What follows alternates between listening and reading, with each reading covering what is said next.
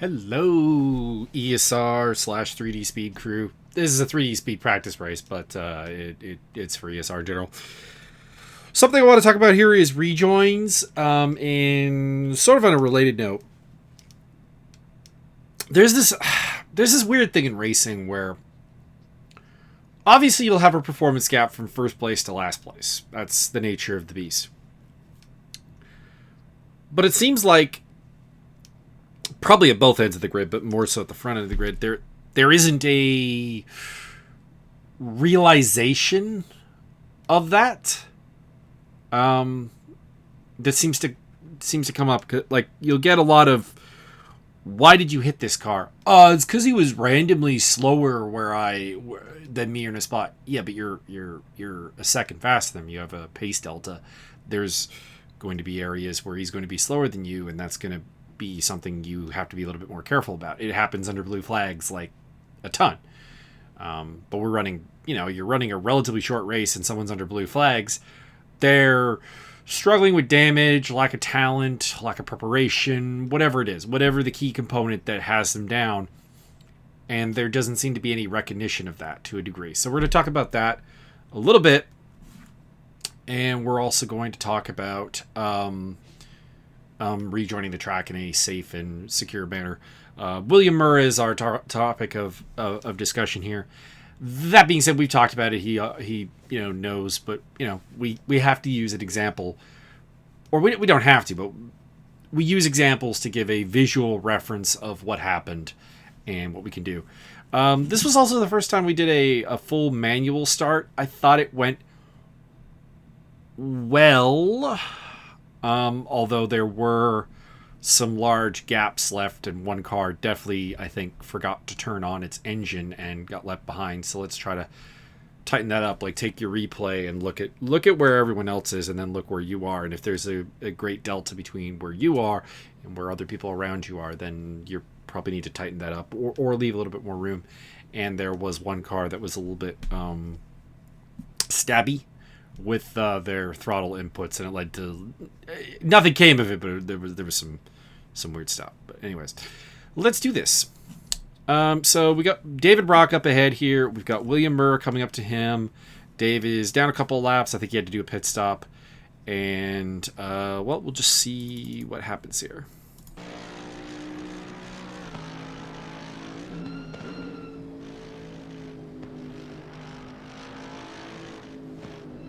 So Dave loses control of the car, ends up with big contact. Now, backing up here, though, William is slowing down here. This is I'm pretty sure this is normally a fourth gear corner. We can look if need be, but it's normally a corner where he's going to be carrying more than 157. So he's slowing down. Yeah, this is not good rejoin behavior from David Brock. If we hop on board with him, let's get inside the car. Okay. So, no problem yet. Okay. On the grass, no problem yet. But he tries to snap on there. Tries to snap the car back under control. Which I get is what he's doing, but it's not really working, and it's always going to create a contact with William Murray back here, because where is William supposed to go? He late tries to shift to the outside and tries to do everything right, but then there's contact. That being said, I do think that, William, your complaint here about Dave being dangerous kind of falls a little bit flat, just because it's a mistake, but it's a mistake that anybody could make. But anyways, so we're about to get to another rejoin problem. So contact, both cars are off. Boom, airborne Bentley. Mika what? Yimbo just gets past. That was... so back here, what happened is that me and Jeff Wentworth and myself, Mike Magas, we had to go off track to avoid... I mean, we're in the replay. We might as well just show. Okay. So yeah, we have to go off, and there's a little contact there. I couldn't get slowed down enough. I apologize to Jeff. I should have Let's see if I can figure out exactly where I probably should have been bleeding more speed. So we're off the throttle. Brake here. Probably should have been on the brakes back here. Probably that's where Jeff is as well. And then, boom, little contact. I don't think it did a lot of damage. Jeff ended up in the same spot. I didn't think there was a particular problem on my end. And then we had the contact here with William. Now, the problem... Now, William basically states that the cars were going slower than he expected them to. Fair enough, but you have two cars who have gone off the track from an incident that you were party to, and as a result have, call it right of way, I suppose, to get back on the track.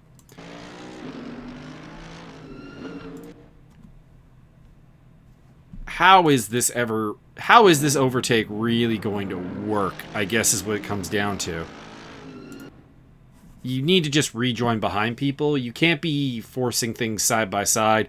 I could have left him more room as well, but I assumed that he was going to cede the position to me and then take it back later because William is super, super fast and we are at somewhere in the neighborhood of 12 minutes to go in the race. Probably actually more because, of course, this chunk here is not race time. So call it 15 minutes, probably 14 minutes, 15 minutes left in the race. He's going to get by anyways. But you kind of are supposed to rejoin and let anyone through. If you're rejoining, or in this case, regaining control of the car, and you hit somebody, it is largely going to be your fault 9 out of 10 times or something like that, because you are supposed to be safe in your rejoin, and it wasn't great here. So in both cases here, I think kind of a double, possibly even a triple rejoin problem, because I could have left more room. But kind of all bad examples of rejoins. So let's kind of back it up here, and we'll talk about like how this probably should have worked in a perfect world. Okay. So Dave Brock, blue flag is out, loses control of the car in the grass here. Okay, probably should have just shot off into this sand trap to let Murrah through. I don't think there's anybody else to worry about. Mika What is kind of next up. So yeah, probably just Murrah. Let him through. And then nothing really happens here. Because this whole inside line here would be available to William to make his move. If you see, that's what William is doing here initially. One, he's, he's trying to turn this way in general. That's just the flow of the track. But two, he sees an opening gap here. I can get through there. I can do this safely. He is reducing speed. He is using caution. And instead, the Bentley directs itself back in there and tries to slow down and regain. And there just isn't a way for William to avoid this accident the way it is presented. So if Dave goes wide and goes off the track, we don't have the incident nearly as much. I think it leaves room for Murrah to at least try to shoot the gap. And again, I don't know really if there's anything else I can suggest that William could do to avoid this accident. He's going slower. He's tapping the brake. He's pretty much full on the brake there. And we have horrible things there. Then, on the second part here,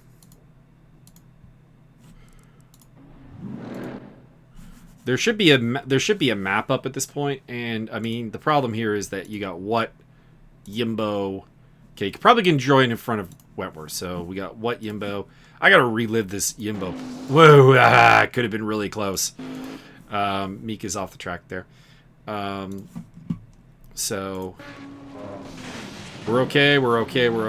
Little contact, nothing too bad. But there's no overlap. Like, this is the thing, is that if William had gone for this move under racing conditions, it would have been a penalty for him. It becomes that much worse when you're really not getting anything. This is the next car. in order. Dave Nelson, and then Zach Martin's not even cleared the Bentley yet. Easily could wait. Let's back this up. So wait, cleared, wait. Probably just don't go into this corner full speed. Like, this has created an incredibly unpredictable circumstance because you have an Audi that is recovering from an off to a degree and is not carrying the speed it should be. And you have the Mercedes recovering from an off, possible damage as well, that is not going as fast as it should be. Just accept the position is gone. And third, I could leave more room. So hang on, this is not the view that has the. There we go. Now I got the steering wheel. You can see, can't really see in the rear view there, but I think I was largely aware. And if we look over here, there is a side mirror that would have probably shown the Mad Panda Mercedes. But at the same time, it's a recovering car. You don't think it's shooting for a gap. You think it's ceding the position. So I will throw myself under the bus as well. Could have gone wider.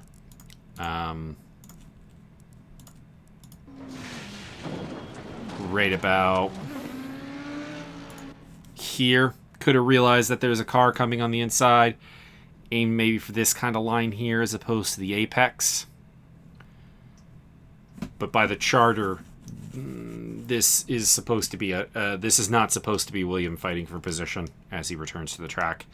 It would be, like I said, it would be very questionable under the circumstances of a pure green flag. And here it becomes just that much worse. So the goal of this video is to remind everybody that when you're recovering from an off, and in the case of two offs, it's the more severe off, that you are supposed to leave racing room. You're not supposed to be trying to reclaim the position immediately because you're in a state with your tires not being at full grip. You probably don't have the speed that you think you do. And the car with you is trying to take evasive action of the incident itself, and you're creating a dangerous scenario. Again, not that I think this particular circumstance would ever come off 100% perfect, but it's there. Like I said, I think William said he agreed with this. Dave, I would again like to see you for a lesson on the track just to try to get some things going, because there